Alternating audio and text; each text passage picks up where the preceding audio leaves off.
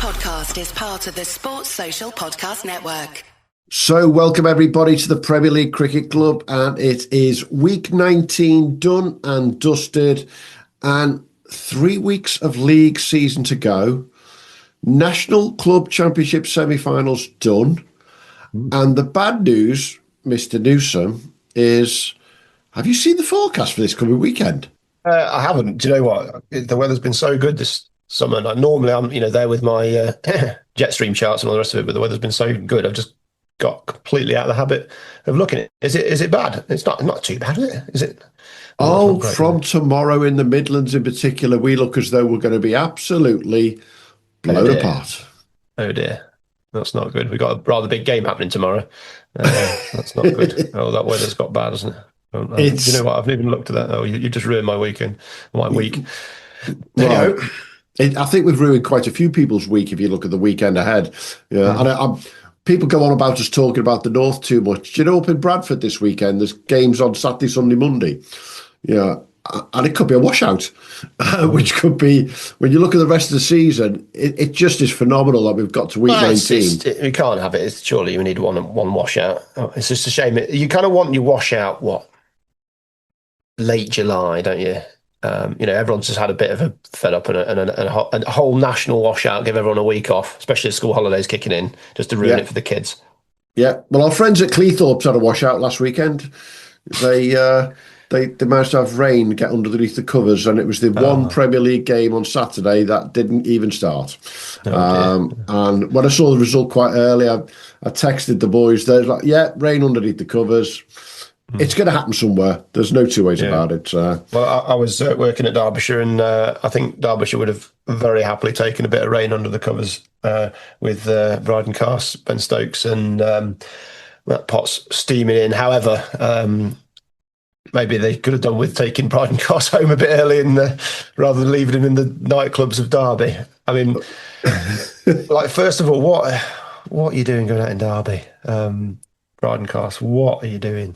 What just goes on our Cric Viz group stays on our Cric Viz group, but I will openly say, what did I say? The boys want a night out in Derby. And they got it, and they wish they bloody hadn't. What? But it's just go to Nottingham or something. It's not going to end well. It's not going to end well in Derby. I mean, I don't know Derby. I've never been out for a nightclub. I've been to pubs, but not to a nightclub. I didn't even know Derby had a nightclub. So that's where we're at. Nor me. But we still do, and that people still go to them. At the age of 31. Anyway, it's phenomenal. The one good set of people who I know had a drink on Friday, and I've got to say congratulations to him. The Lincolns, Mr. Dan Lincoln and his good lady, they had a drink on Friday because they got married. And congratulations to our friend Dan, who will come to their game a little bit later because High Wycombe had a big game against Oxford Downs the day after, which, when you look at the scoreboard, will make very entertaining reading for us. But the weekend was all about one thing for me, mate. And you know where I was on Sunday? I was at what we knew it was going to be a monster, Smethwick versus New Farnley in the National Club Championship. And it turned into beyond a monster. To go down to the last ball, none of us thought that was going to happen. I know you were watching the scores from afar. And what was your comment about Smethwick? Oh, they chucked it away. I mean, it looks like it. I mean, you can't chuck it away against such a good side as New Farnley. They don't know they are beaten, which I think was your line to me in our little WhatsApp chat. But just looking at where they were. They finished four runs shy of the total, so 5 runs to win. They needed 15 off 2 overs, 21 off 3 overs, 25 off 4 overs. 25 off 4. That 15th over, look, they were 2-4-7 for 5 at the end of the 15th. So you'd back them to get that, wouldn't you? But they bowled very, very tightly at the death there. Fletcher Coates with his 2 overs. I think he went for 11 off his 2 at the end.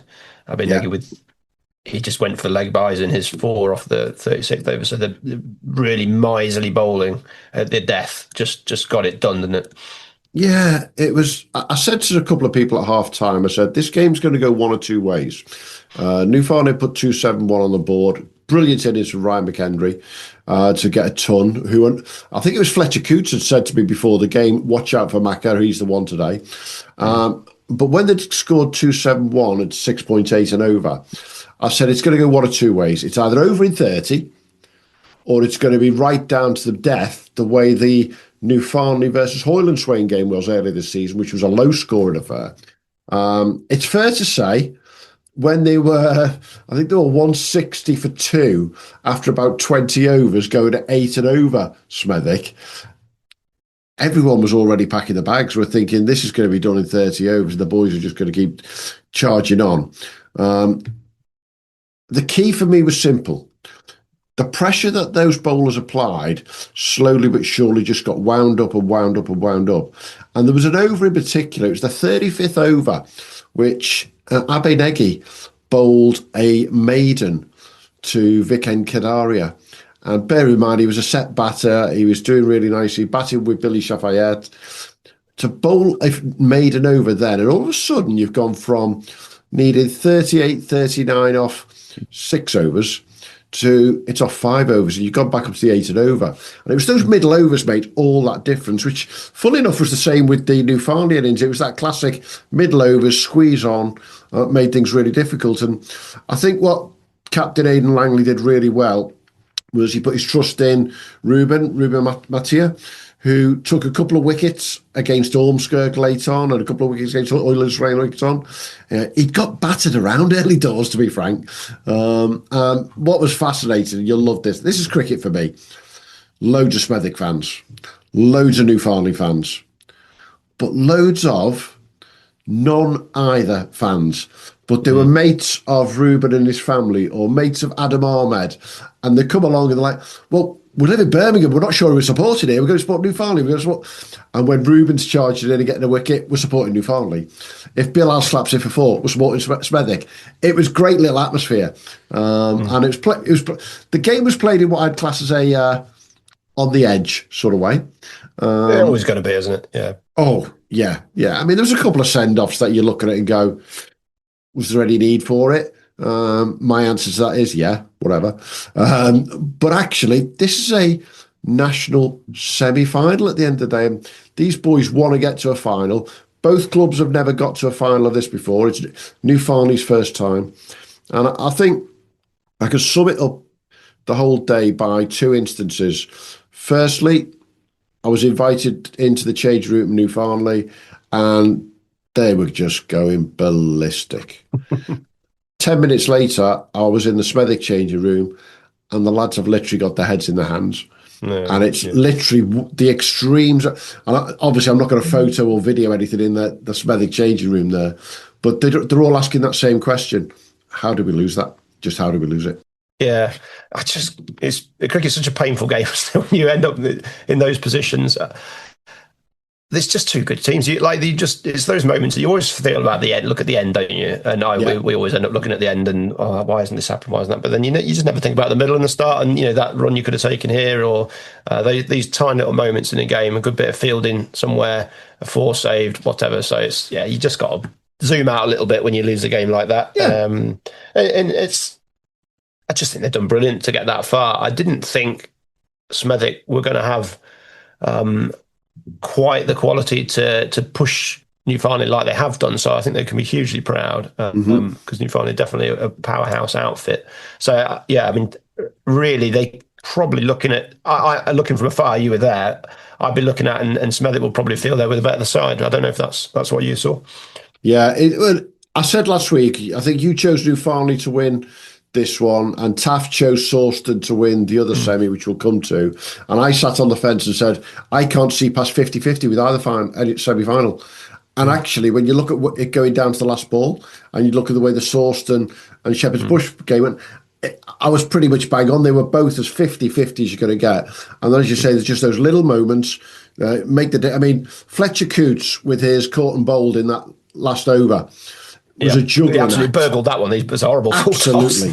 Yeah. And that could have easily gone through his hands and gone for 4. So you look at those little moments all along the way.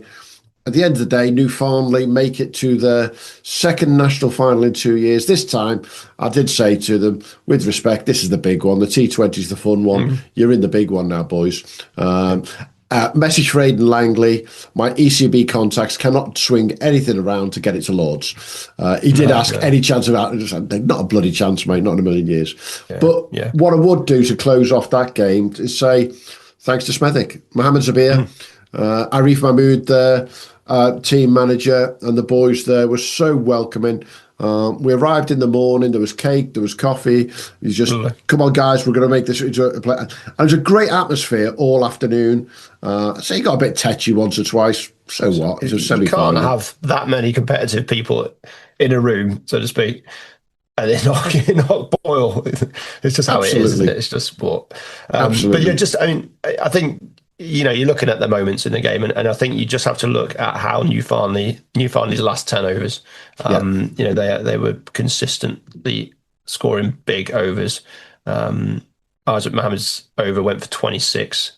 I think that's probably a turning point in the game. And then you look at how that, there's an 18 run over there. It's just, they just finished strong, Newfoundland, and some of it petered out towards the end, didn't they? Just ran out of steam. And so, that sort of bit of depth at the end for Newfoundland, just getting the ball over the ropes and that quality just close out the game was the difference. So, interesting to see how the final's going to go. Absolutely. And they're up against our friends at Shepherd's Bush. Ali Easton and the boys down there travelled up to Sawston. Taaffe, as I said Sawston was favourites. And I think he was probably right on. Yeah, I'm pretty sure.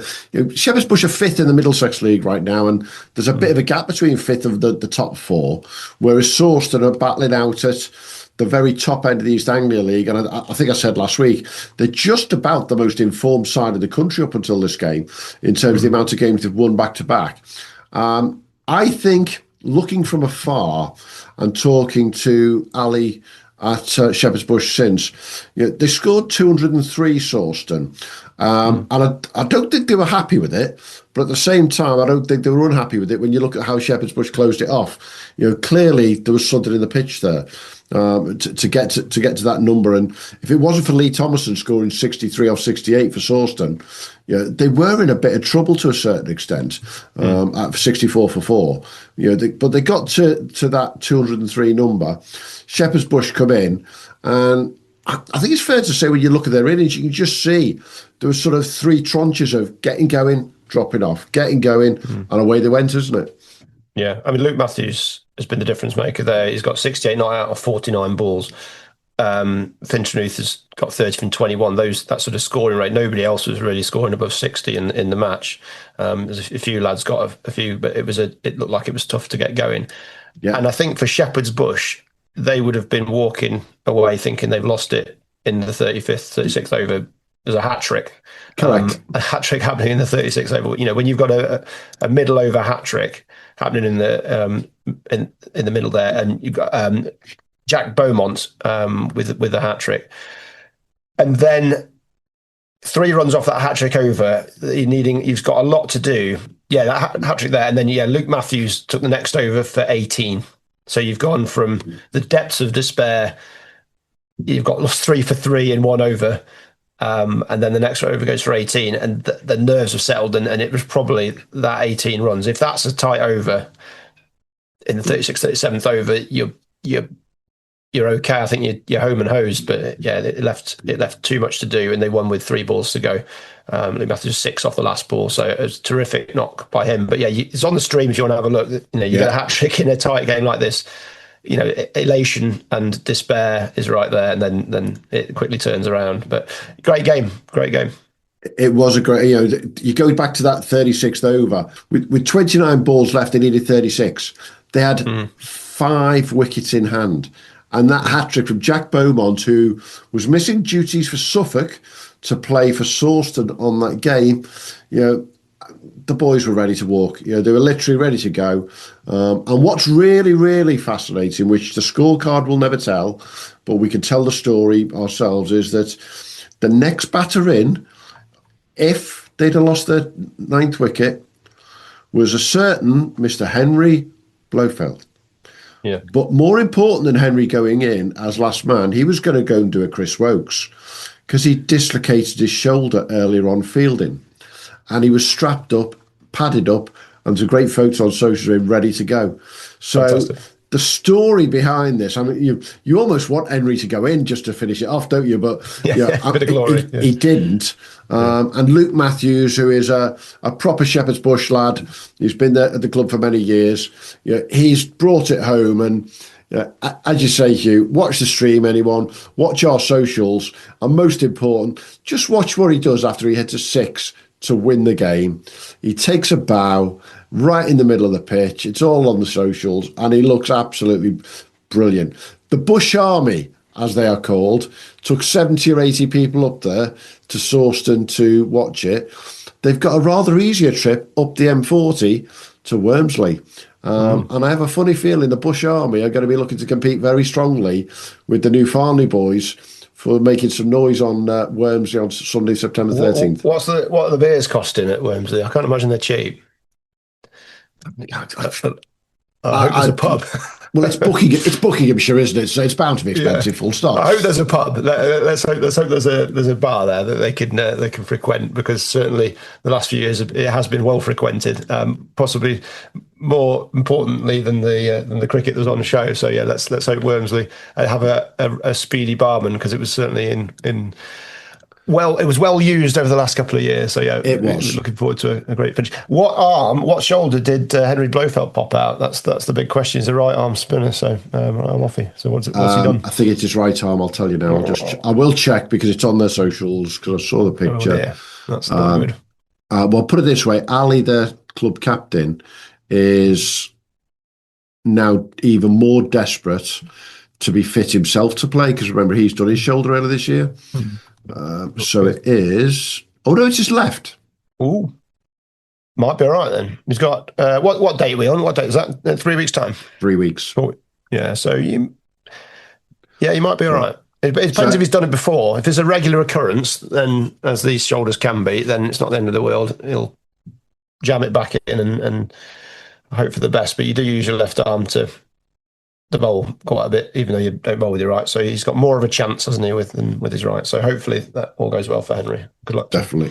So there we go, everyone. We've been building up towards it now. Sunday, September the 13th, New Farnley versus Shepherd's Bush at Wormsley for the National Club Championship. And that means automatically new name on the trophy, as we thought there would be anyway. Interestingly, Shepherd's Bush ain't going to win their league between now and the end of the season. They're going to stay 5th, 6th, wherever. New Farnley, I think, after last weekend, pretty much resigned, I think, to not winning the Bradford League. I just wonder whether there's one or two players might get rested between now and then from both sides anyway. And if I was to comment anything on the New Farnley side myself, I did think there was a little bit of looking a bit jaded, because it's the same 11 been playing week in, week out, Saturday, Sunday.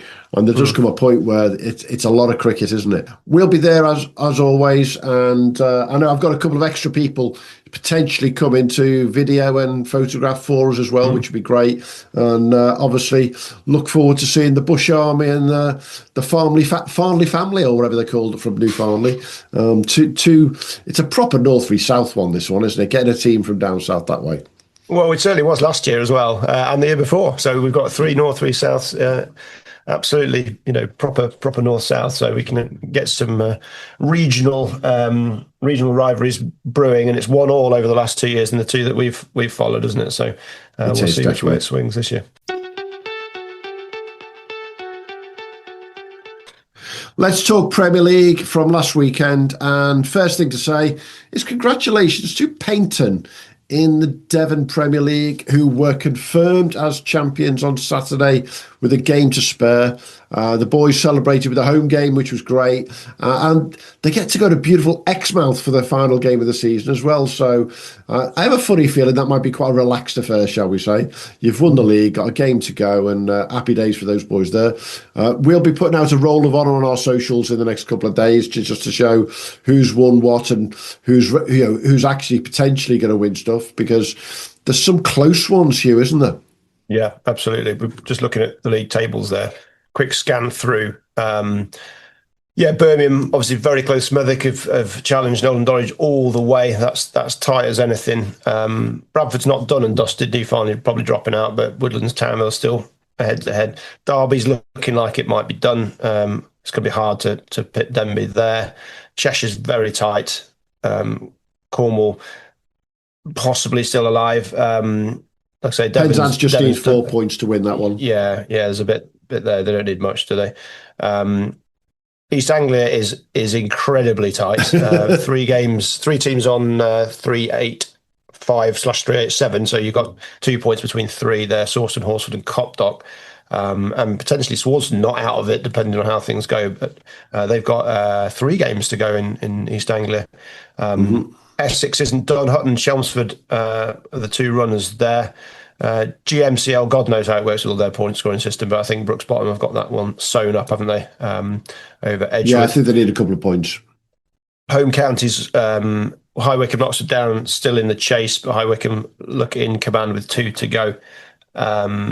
Kent is open indeed. St Lawrence, Hayes, and Tunbridge. St Lawrence are in the box seat there. Hayes and Tunbridge could get there with 2 games left. Lancashire, Burnley sitting relatively pretty at the moment, chased by Walsall and Lower House, but I would think that Burnley will have that. There's 3 to go in. Is it 3 to go? Is it 4 to go? No, 3 to go in. 3 to go in Lancashire. Yeah, so still plenty to play for Lancashire. Leicestershire is tight as anything. You've got Leicester Ivanhoe at 403, then Kidworth and Rothley both on 393, and 3 to go there as well. That's well up for debate, that one. Liverpool's, it was looking like it wasn't going to be tight, but then it's sort of bunched up. 294 Northern, Newton and Willows 308, and Formby 312. So certainly the top 2 are right in there, but Northern are and not, a massive not match done. coming up. Formby play Newton Willows next weekend. Absolutely, and they've got 4 to play in Liverpool still. They're going to be pushing it right out. 4 to play. Middlesex is exceptionally tight. You've got 4 teams within 4 points. So Richmond, Teddington are 3rd and 4th respectively, and they are on 104. I think they play each other fairly soon. And then Hornsey, Crouch End 107, 108. So that's anybody's, that league, with 2 to play. North Wales is also tight. St Asaph and Brimbo 266, 265. Menai Bridge 3rd, 234. They look out of it with 3 to play, I think. Is that right? They're on 15. Just double check that one. Yeah, I think there's 3 to play in North Wales. Then North South Cheshire is done. Monishall look pretty much there. There's 4 to play still though, but there's Hemmeath, JG Meakin, and Checkley are in the hunts. Should Monishall potentially throw it away, but they're a full game ahead on points there. And then North Yorkshire, Richmondshire, Barnard, Castle are vying. There's 10 points between the 2 of them. Big drop down to Darlington R&A. Northants, Fine and Dolben, as always, just put their foot down at the end. And they're like got the turbo boost, haven't they, at the end of the season? They just go, we'll make it. We'll tease you all, and then we'll just put a foot down. They've jumped from, I think they were potentially 3rd not too long ago, up into 1st. Yeah, looking across some of those leagues that have been tight over the last few. I mean, one of the games we've highlighted last weekend was the High Wycombe versus Oxford Downs game, and we said, top of the table clash, first versus second. Somehow the Lincolns managed to defy anything, is the best way to put it. Yeah, I'm hearing rumours of very little sleep on the Friday night because it was Dan Lincoln's wedding on the Friday. Fair enough. Which didn't prevent Dan from scoring 80 himself, and he's then gone on to score 160 for Staffordshire a couple of days later as well. But his little brother, Josh, I'm told that he might have scored even faster if he'd have got some sleep, because he scored 50 off 16 balls. Nice. And literally created utter carnage. High Wycombe won by 200 runs in the end, and there was no 2 ways about it. They were going to win it once they got themselves into the box seat. But when Josh came in and scored 50 off 60 balls with his big brother Dan at the other end, I think game over there, isn't it, when somebody does that to you? That gave High Wycombe definitely favourite status in that league now. Interesting that you look across the High Wycombe scorecard there. Harrison Ward scoring 40, Billy Dodd scoring 40, Dan Lincoln 80, AJ Woodland scoring 28, Josh Lincoln 59, Hardy 36, their pro. Even Connor Haddo scoring 16. They were going out to have fun with the bat without a shadow. And then, as always, Connor Haddo took 3 for, but never mind the 3 for. It was all about just getting them out, and Cam Parsons with 3 for 31, Liam Bulteel with a couple of wickets there. He's a bowler who I'm really interested to see how he develops over the winter. Liam Bulteel, I think he's going out to Australia. I'm sure I've seen that one. And it was quite a comfortable win, to say the least. And it's fair to say, with a couple of games left in the home counties now, it's theirs to lose, isn't it? Yeah, well, it's impressive. The commitment to get married on the Friday and divorced by the Sunday due to cricket commitments. And I hope Mrs. Lincoln she can only be a very forgiving wife for letting her husband play cricket constantly through the summer. And I don't know why he plays football in the winter, doesn't he? He's a goalkeeper. Has he packed in Not this winter. Yeah. Not this winter. He's off to Oz. Of course he is. There you go. He's playing cricket in Oz this winter. Yeah, well, I think that's a fair old honeymoon, isn't it? So they shall have a fantastic just a wee bit. Yeah, to be married on the Friday, cricket Saturday, and then was it a 3-day game for Taaffe on the Sunday? Absolutely. Just looking across the other leagues, some of the headlines that I've picked up myself. So the other one, of course, was the Birmingham and District League at the weekend, where Nolan Dorridge were playing Smethwick in what you could almost argue was a bit of a shootout for that title. Nolan Dorridge, 253 for 9, with Ethan Berlusconi scoring 50. Smethwick got it done with 9 balls to spare, and Deepak Khatri, who's not had the best year with the bat in comparison to what he's had previously, 106 off 85 balls. If you look at the scorecard for that one, which I found quite fascinating, and I watched the last 5 overs of this one on Saturday on the stream as well, Hugh. They were in trouble. Smethwick were 27 for 4 chasing that 250, and I'm sure Ollie Curran and the boys at Knoll there were just smiling away. But then Bilal Shafayette came together with Deepak Khatri, and between the two of them put on 90, I think it was. But they just calmed it all down, and that's all it was. They calmed it all down before Gurbaj Singh came in and scored 15, and Manraj Jahal scored 34. And it was, in the end, when you watched it on the stream, it was relatively comfortable, I would say, even with 9 balls to go. And I think I spoke to Tom Davis, the K&D bowler, on Sunday while I was at the Smethwick game. They were short, full stop. They were 30, 40, maybe even 50 runs short there. And that would have been a really different game. But that means in that league, with 3 games to go, 2 points between them, it's literally hair's breadth, isn't it? Really good, really good. It's, I mean, that's what you want from an outsider's point of view, don't you? A nice close finish to the league. We don't want people just strolling away with it. But I think Smethwick have had a wonderful season. I mean, they'll be disappointed now if they don't win the league on the back of getting knocked out in the National, but doing so well in the National. Taking it, beating Nolan Dorridge there, you would think the momentum's with them, but they're still 2 points behind. So Nolan Dorridge is technically in their hands, but a few bonus points here or there, and it's going to be interesting. So every point will be scrapped over. Yeah, most definitely. I think the key weekend is going to be next weekend, where Ombersley, who are in reasonably good form, are playing Smethwick, and Nolan Dorridge are playing Shrewsbury, who've had a bit of a mixed season, to say the least. But then it goes to the last game of the season. I know Smethwick have got Barnton Green last game of the season, who they're one of the they're one of the stronger sides in the league, but have actually had a bad run in the last few weeks. Fourth place, they were right up there for quite a while, weren't they?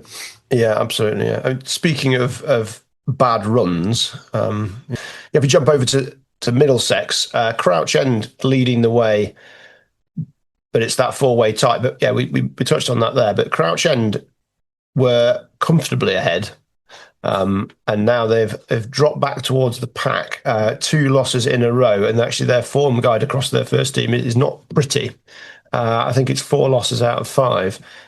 So that is going to make the end of season at Middlesex very, very interesting. Richmond play Hornsey, so that's going to be a sort of a 6-pointer in amongst all that. Crouch End and Teddington do not meet, but Crouch End have got Twickenham. But yeah, they both. And then Crouch End play Richmond on the last day of the season, so that at home. But the form that Crouch End are in and the form that Richmond are in, if Richmond can beat Hornsey and Crouch End, you would think that they would leapfrog everybody, and it's possibly looking like Richmond, Teddington are the two that are going to go down to the wire and maybe finish the top two. So we could see a complete flipperoo in the Middlesex League. Yeah, I think you're right. If those two sides win it this weekend, that last game of the season, Crouch End versus Richmond, is an absolute humdinger. And if we go just on that pure play cricket form, and you can't just talk about that without looking into the depths. Richmond 4 out of 5 won, and Crouch End 4 out of 5 lost. Doesn't say a lot, does it? The slightest. No. And as we know, you only have to look at the scores at the weekend around the country generally. The weather is starting to have an impact. The bowlers have got some good runs. The batters aren't doing what the batters have done. It just makes it even more interesting. Yeah. No, it's an interesting finish to the season. Should we have a look at the stats and the scorers and all the rest of it? Yeah, let's have a look at. Let's start with the top scorers in the country, and we know that Three Bridges are known as the entertainers, and they've got this phenomenal following that they've picked up on Instagram, YouTube, and everything else. But even by their standards, George Thomas scoring 202 not out in a chase of 318, that was something at the weekend. Yeah, he's had a bit of fun in that one, hasn't he? 202 not out against Refi in the Sussex League. 142 balls, he's just made it look easy. 9 sixes. Ross Greenwell for Burnmore is a long way back in second with a paltry 161 for Burnmore against Castle Eden. Matthew Weston, 148 not out for Woodlands against Puds, St Lawrence and Bradford. James Price for Norden against Greenmount in Lancashire, another big Lancashire score this weekend, 143 off just 111 balls for James Price. And Logan Bowden, 137 for Thornbury against Burbage in the Whipple. Those are the top score, but all very quick running. I'm going to do a shout out to Tim Lloyd. He's got 135 for Wimbledon to go with 343. So that's a terrific performance from still young, sprightly Tim Lloyd. Still a bit sad that he hasn't had a bit more of a go around the county game as a quality player there. But yeah, any other batters jumped out at you this weekend? There is one in particular that I have to point out, and it was in the biggest game of the weekend when it came to scores. So we were talking about this the other week when we were talking about how tight the West of England Premier League was looking. And 2 weeks ago, I think there were 7 teams could win it. I think now we're down to really 3 could win it: Dumbleton, Midsummer Norton, and Bridgewater has still got a chance. However, Bridgewater having put 405 on the board at the weekend, James Regan with 122 off 111. He was the only century maker in that innings, but there was a 40, a 60, a 46 of 69 for Jake Lintar. You put 408 on the board at Pottern, only to be chased down with 2 balls to spare. Ben Huntley, 101 off 71. And Zaman Shafi, 54 off 33 at the end. James Regan's 122 was a great score, but how often do you score 122 and find yourself on the losing side having scored 405? It's just a remarkable innings and a remarkable game down there in the West of England League, which has just closed things up. I think the other ones that stood out to me: Robbie Bowman, England under 19, 115 there for Burnmore.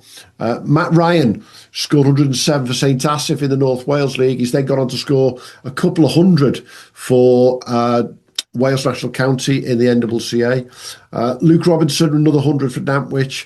Francis Hasbrook, 105 for Lower House in a big win for them, that was. And then all the way down the bottom of the hundreds. Sam Everson, one of those names that's popped up time and time again for us through the season, scoring 101 for Cardiff. The key for me, though, Hugh, 55 centuries, 57 fifers, mate. Good, yeah. Just on the batting front, I'll move away from the club game, although he's not a bad club cricket himself. But Ben, I got the pleasure of watching Ben McKinney at the weekend. There's been a lot of noise about Ben McKinney. Coming from the Durham system, he's 21, I want to say. I didn't realise quite how massive he was.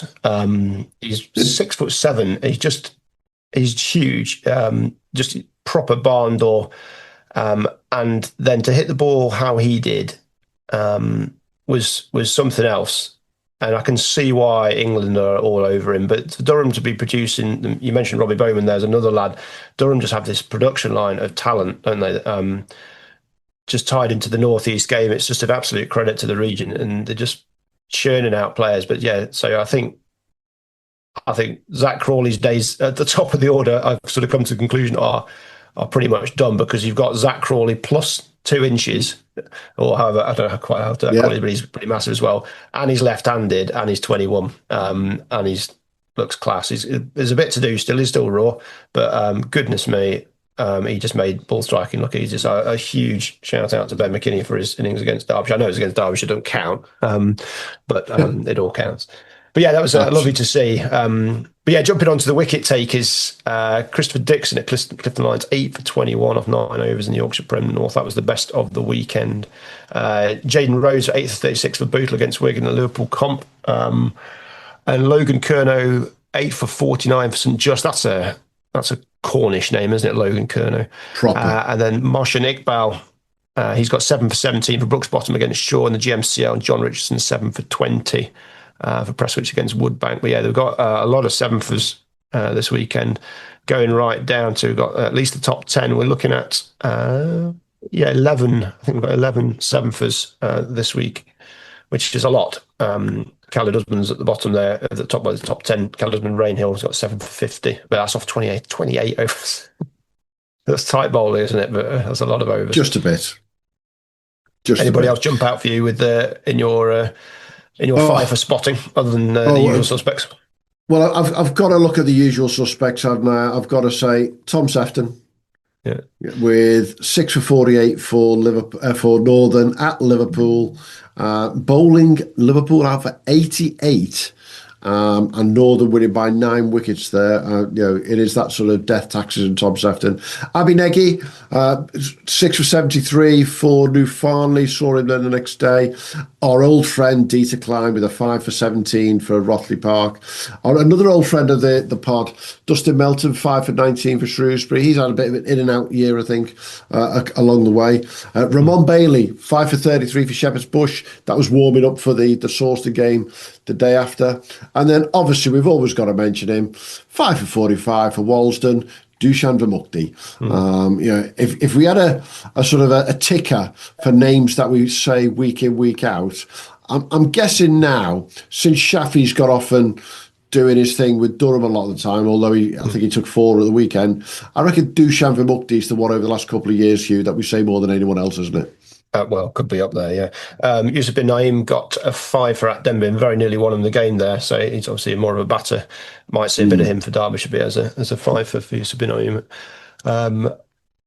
If ever they're going to give a few young lads a chance, Derbyshire, now's the time. So it'd be nice to see a few of our local boys getting a go towards the end of the season after the train wreck that was the match on last week. But yeah, interesting. Just jumping to the all-rounders for the weekend.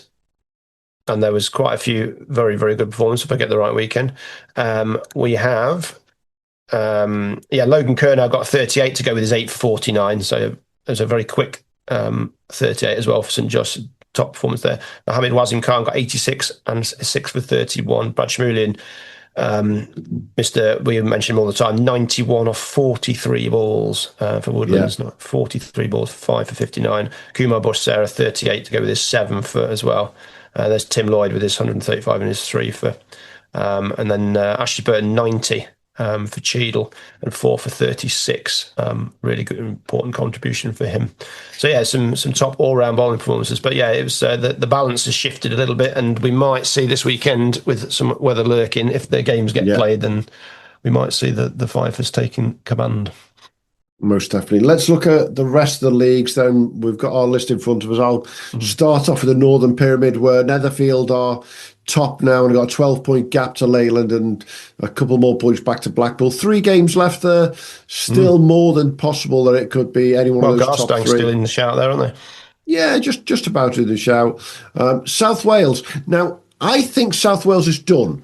I think Cardiff have won, but I've tried to confirm that and nobody's come back to me yet. So I will check with that one. They had a win at the weekend, which has taken them 20 points clear of St Fagans. But it might just be that game's could tick over. You look at the Surrey League, we've talked about that earlier, how close that is. You know, East Moseley, Esher and Sutton all within a chance with 2 games to go.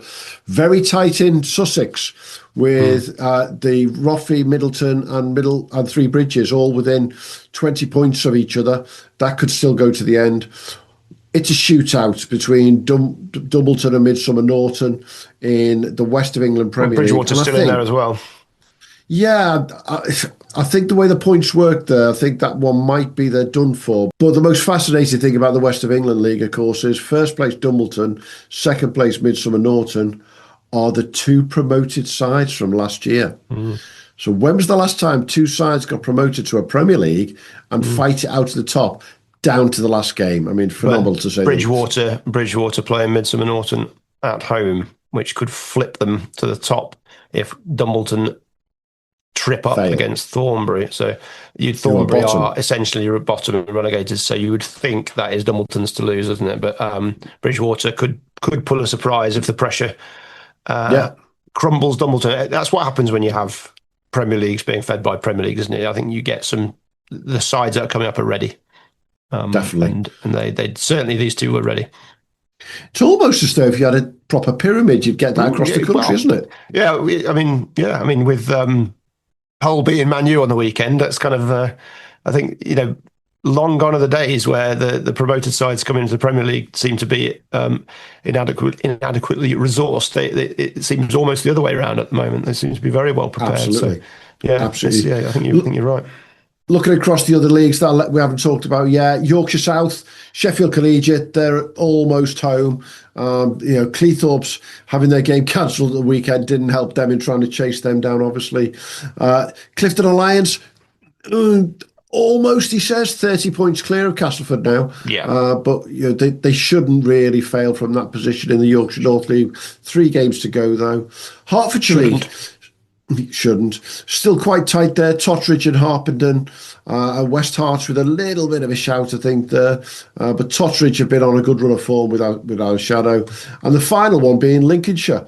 Scunthorpe, Bourne and Sleaford, top 3. And you've got coming up this weekend, Scunthorpe playing Sleaford, whilst Bourne at home to Spalding. And then last game of the season, it's Scunthorpe away at Lyndon, which is never easy place to go, and Sleaford and Bourne play each other. So no, you've got another week beyond that, and you've got 3 more weeks. And Bourne and Scunny play each other on the last game of the season. So Bourne have got to play 2 of the top 3 anyway.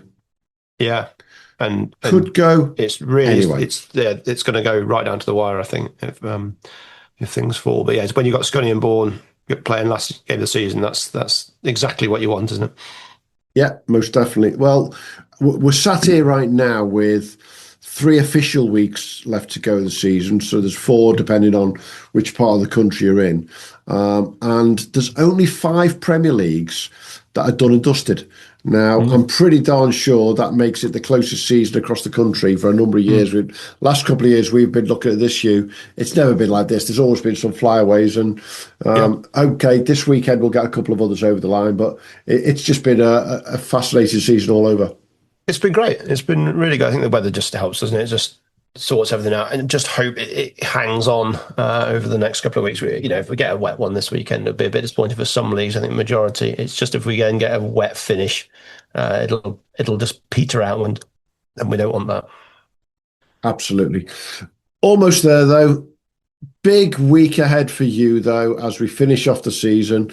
As we record this, we're hoping that tomorrow the weather is very good, Mr. Newsom. I haven't even looked, so yeah, it's not looking great. But yeah, the mighty Derbyshire under-14s playing. Sorry, that'll be good. Yeah, well, hopefully we get a game done there. But yeah, my cricket season's looking like I'm done because I'm working pretty much every Saturday for Cric Viz for the rest of it. So it's a bit of a shame there, but money pays, and you've got to see if you start doing these things, you've got to see it out. I mean, you can't just go, you know what, I'm not going to work on a Saturday. So it's a difficult one, but yeah, it should be a fun one. Hopefully we get some weather that helps us tomorrow. But yeah, I'm now going to go and study weather forecasts. Absolutely. And I'm very much like you, busy with Cric Viz for the next few weeks as well. Got a number of shifts that have popped up in the last few days now. And the season's coming to a close. People want holidays. People are moving on. There's all kinds going off. And we just need to make sure we get to this end of the season all in one piece. And then come October, we all tend to have a month off before we start talking about next year and fixtures and stuff like that. Yeah. Well, I think I look forward to the winter and seeing what the boys do down in Australia. I think it's one of my highlights of my winter is just seeing how people go and the fun that they seem to be having down there. And it just makes you, when it's dark and miserable, it's a nice thing to sort of catch up on with a bit of Big Bash chucked in there. And we've got a centenary or whatever it is, 150th test to look forward to in South Africa. England playing South Africa away as well, so we've got a great winter of international cricket. So it should be a brilliant winter. All on decent time zones as well. Well, especially you've got the day-night game, haven't you? Yeah, the Aussie one. Yeah, Big Bash is always on the perfect time zone, and obviously the South Africa tour is. I think the nice thing is it's great to see one or two of the lads who've been playing in the UK back in Australia already kicking off in the T20s. I've seen Hugh Weaver playing out there. Jaden Draper has been back playing T20 cricket. It starts in August. It's a bit like our football season crossing over cricket down there for us, isn't it? The KFC Blast or whatever it's called up in Brisbane, which a lot of the sort of pros and semi-pros playing. It's a really top tier comp, that. Absolutely. Great stuff, mate. We'll catch you next week and let's see what carnage the weather can create, because we actually haven't had one of them yet for a long time, have we? No. I'm looking forward to a weekend of people putting their feet up, but not tomorrow. As long as it's not tomorrow, that's fine. Absolutely. All the best, mate. Cheers, guys.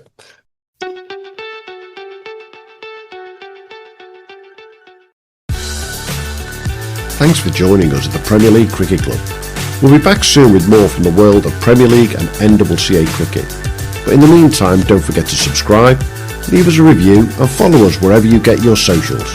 Or maybe check out our website, premierleaguecricket.co.uk, to stay updated. Until next time, have a good one.